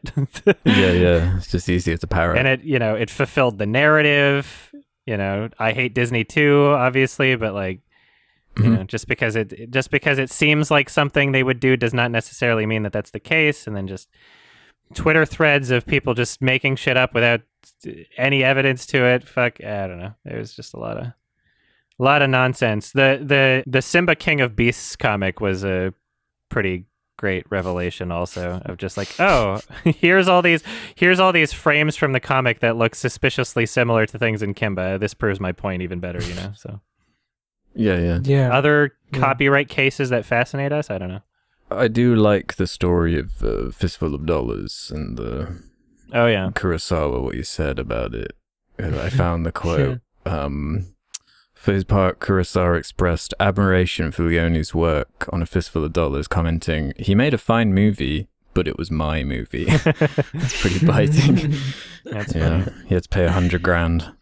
Yeah, I mean, there's copyright cases that show up all the fucking time, and there's I usually don't jump on things being like, yeah, this was a ripoff thing, right? So Yoko Kanno, I made a highlights video on that, and I also talked with Destiny on his channel about that. You can look it up about Yoko Kanno's plagiarism, or what I would consider to be plagiarism. And even though that's never went to court, I think, Eddie, wait, just watch that. I make the argument there. But you believe it's seriously founded? Yeah, because I don't doubt that. Absolutely. Yeah, I from having looked it up myself and then having a good understanding of music composition, there's a bit too much there. Yeah. Anyway, just watch the stream I did with Destiny, because that explains it there. Okay, but cool. Yeah, it seems like every fucking few months there'll be an instance of somebody claiming like, oh yeah, this was a ripoff, or this was stolen from this, and just by default, like, unless I'm going to thoroughly look into it, I usually just don't believe it, because people have such a weird, bizarre understanding of like intellectual property or creativity even. So there's like a lot of people who don't create art that are talking about like, no, this has to have been made this way, and there's no way that this could have possibly been the same. And even for things that I hate, like Two Distant Strangers, which was a really shitty short film that won the Oscar this past year. There was news coming out after that where it's like, oh, this was ripped off of a film from 4 years ago called Groundhog Day for a Black Man. And as much as I hate Two Distant Strangers, there's still another part of me that goes like, okay, there's also a lot of other Groundhog Day properties. If somebody wants to make a Groundhog Day spin-off short film and they're social justice minded and they think, oh, what would this be like for a black guy? Of course it's, this is the topical thing. Of course it's going to be like, no matter what I do, I'm shot by the cops, right?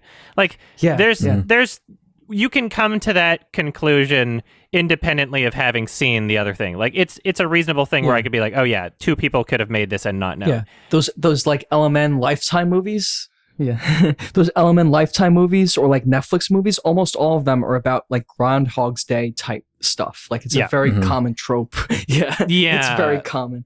Yeah, you are right. Yeah, that's kind of how I felt about it when I saw that. I'm willing to give the benefit of the doubt in the majority of cases.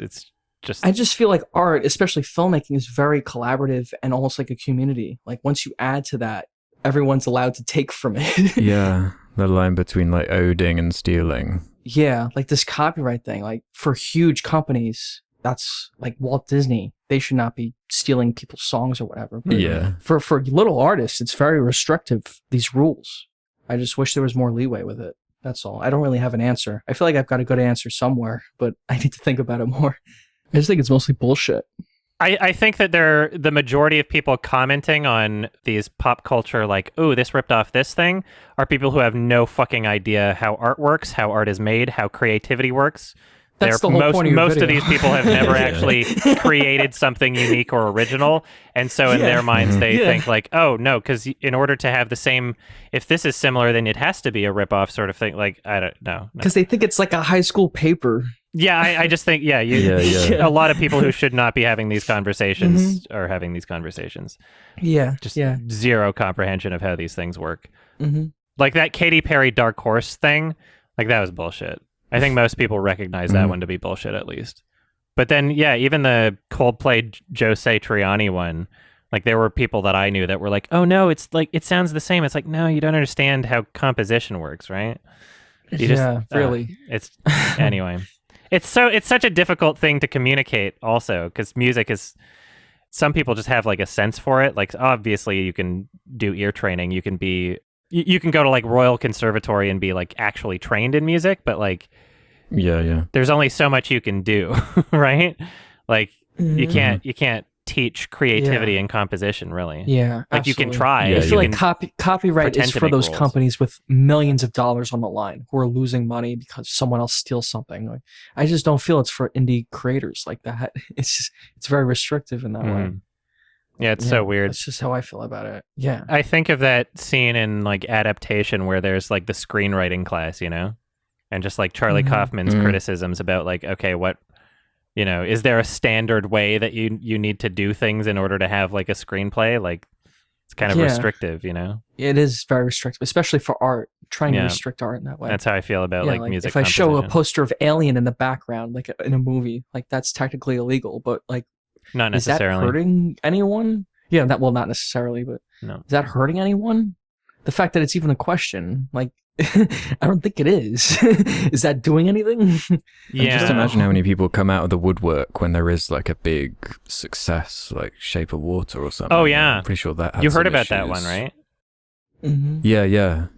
Where it was like someone's novella or stage play where there was like a dolphin in a tank or something that a woman took care of, and she was like, "Did you stole the Shape of Water?" There was like 2 or 3 that tried to accuse Guillermo of stealing. Yeah, that's what I mean. Like, imagine, I'm sure like every big success like that has a string of lawsuits that follow it. That we just and that's the bad. Like once that story gets started, once like reporters or journalists pick up on that, they just keep it going, and it just doesn't make sense. Like anyone with a brain goes like, yeah, I see what you're trying to say, but it's not the same. Like you're just trying to make a story for the sake of it. That Yesterday Beatles movie or whatever, like as soon as a trailer came out for that, I'm like, oh yeah, everybody's had that thought, right? Like what if there was a body of work and you could take credit for it because it didn't exist or something, right? Like everybody's had that fantasy. And then all of a sudden, 2 weeks later, some guy's like, you stole my idea for a movie. I'm like, I thought this was like something that everybody has thought of, you know? Like,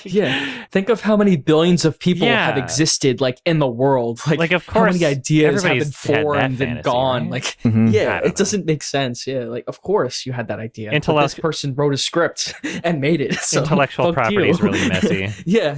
It's like, what's an idea? Owning concepts like that is how do you own an idea? Amorphous. Ultimately, I feel if you have the idea, make the movie and just do it.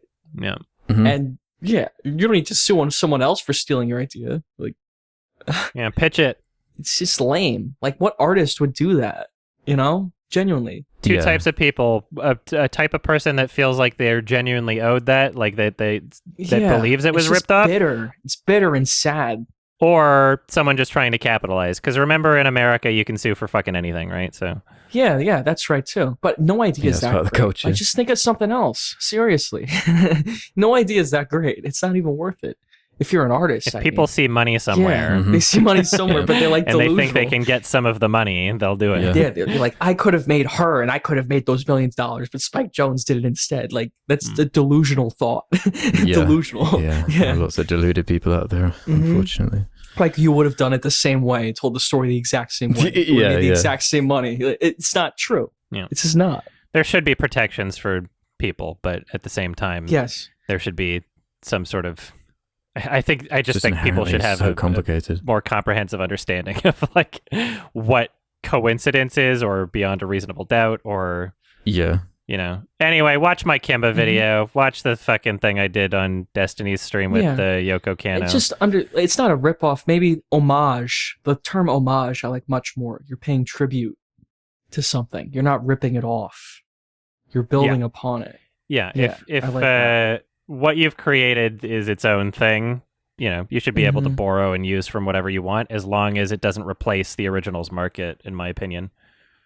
You know, if you've transformed it into something new, it has a different meaning or purpose. I think it's fair game. But the problem with Yoko Kanno shit, it was literally just like, oh, you can confuse these two things for each other. Sure. Okay. And this is like dozens of times over her career. Like, oh, interesting.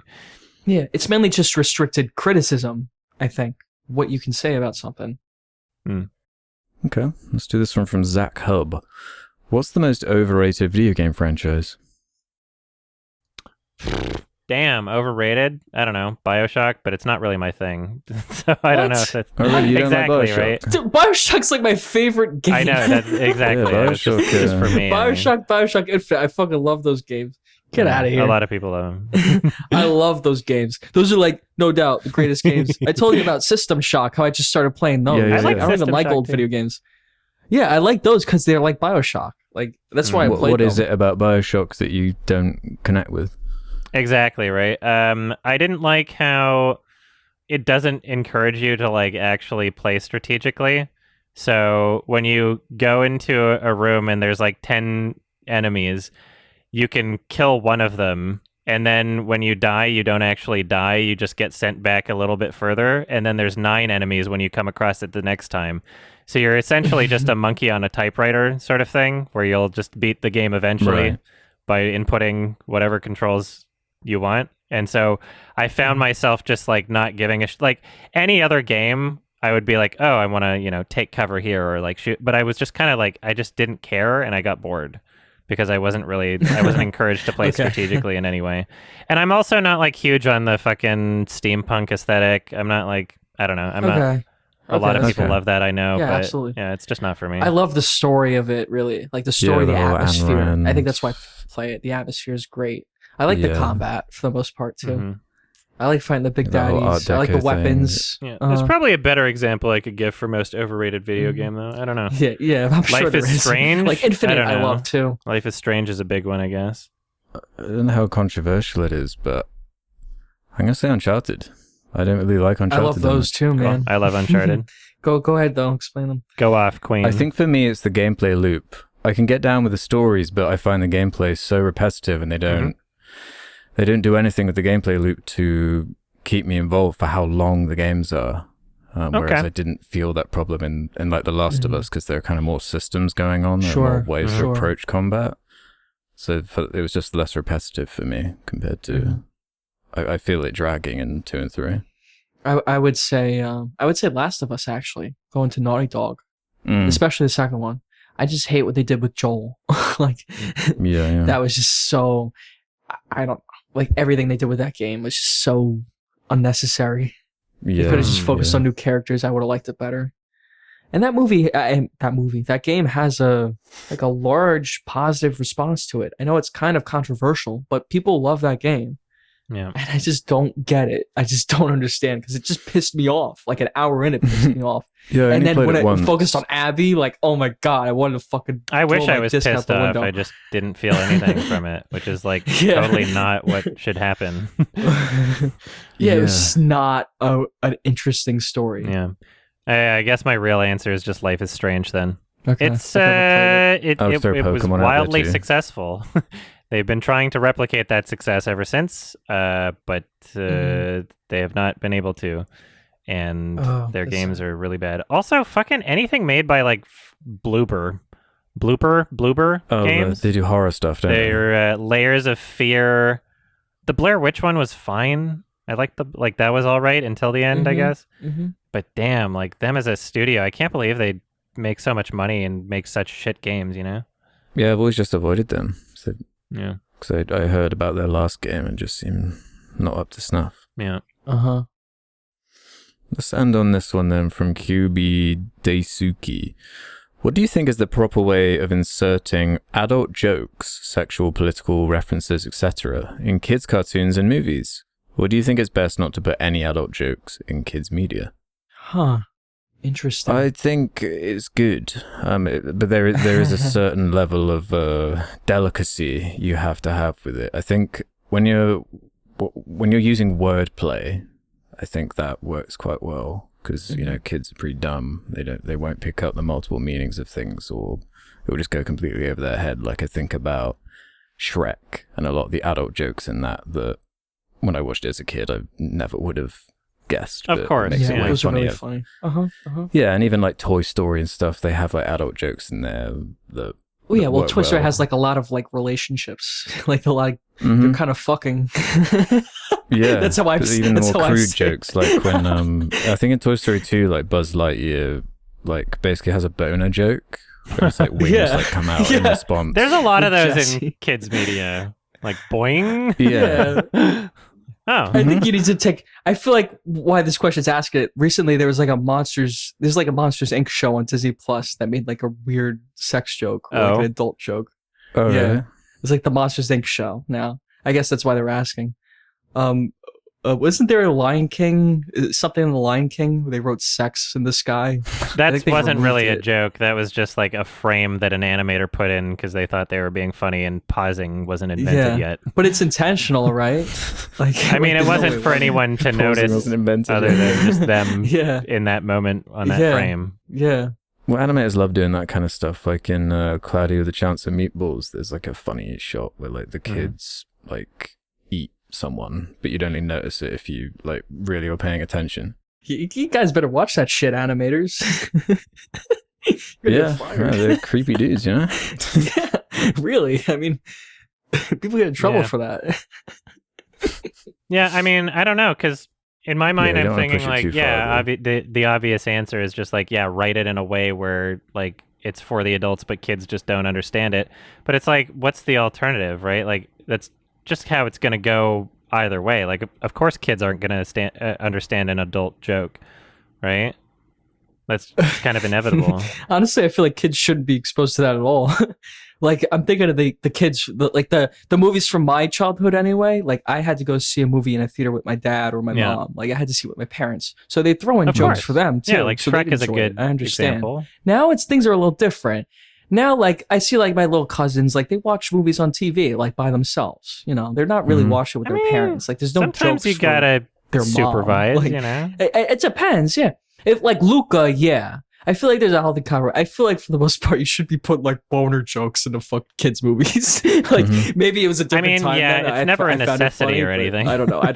If I was making a movie, I would not make any. If I was making a movie, I would not make it for children or have children in it. Or like Shrek's a particularly edgy example. Well, I mean, it was my responsibility. I would absolutely fucking not. But it's like Shrek in particular has loads of dick jokes. So he's compensating for something, like at the castle thing. There's like loads of... I guess I don't mind it as an adult.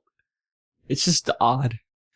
It's just odd to even think about, you know. Make whatever movie you want, and as long as you're not putting like this weird fart fetish shit in kids media, you know, as long as you're not Dan Schneidering something. That's more like fetishes. Like don't do it for your own gratification. If there's like a fucking, if you want to make Shrek and there's like a haha, this one, you know, this is a PG kind of edgy kids movie or whatever, go for it. But yeah, I don't know.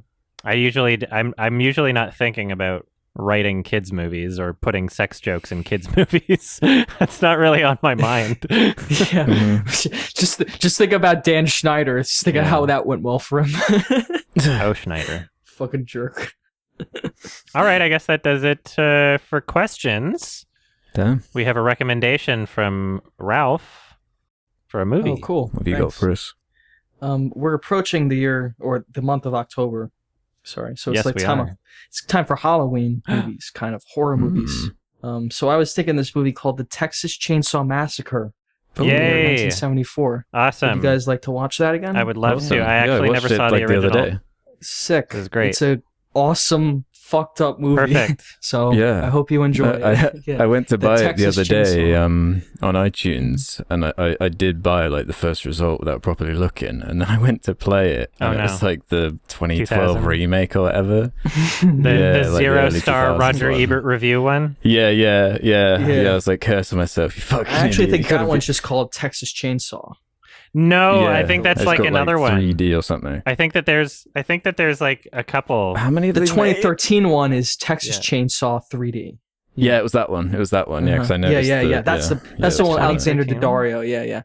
This is. I'm talking about the 1975. The Texas Chainsaw Massacre. Yeah. What the? No, there's like even more.